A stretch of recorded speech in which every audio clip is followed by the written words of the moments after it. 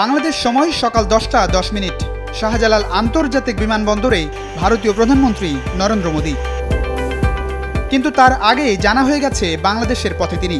সামাজিক যোগাযোগের মাধ্যম টুইটার বার্তায় উড়োজাহাজে চেপে বসার আগেই নরেন্দ্র মোদী বলেছেন, বাংলাদেশে যাচ্ছি, এই সফর দুই দেশের বন্ধনকে আরও মজবুত করবে।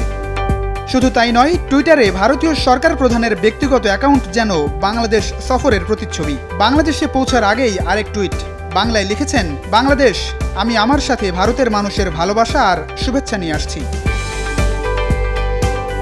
বিমানবন্দরে উষ্ণ অভ্যর্থনায় অভিভূত নরেন্দ্র মোদী টুইটারে ফের বাংলায় ধন্যবাদ জানিয়েছেন প্রধানমন্ত্রী শেখ হাসিনাকে। শুধু লেখেননি, প্রতিটা মুহূর্তের ছবিও সংযুক্ত করেছেন টুইটারে।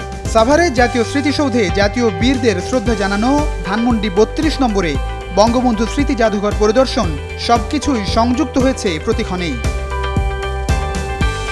জাতির জনকের স্মৃতি জাদুঘর পরিদর্শন শেষে বাংলা টুইটে বঙ্গবন্ধু শেখ মুজিবুর রহমানকে ভারতের মহান বন্ধু উল্লেখ করে শ্রদ্ধা জানিয়েছেন। এসবেই সীমাবদ্ধ নয়, শেষবেলায় বাংলাদেশ ভারতের সীমান্ত চুক্তির দলিল হস্তান্তর, সে সঙ্গে বাংলাদেশ ভারতের মধ্যে হওয়া গুরুত্বপূর্ণ চুক্তির খবরও মোদির সামাজিক যোগাযোগ মাধ্যমে।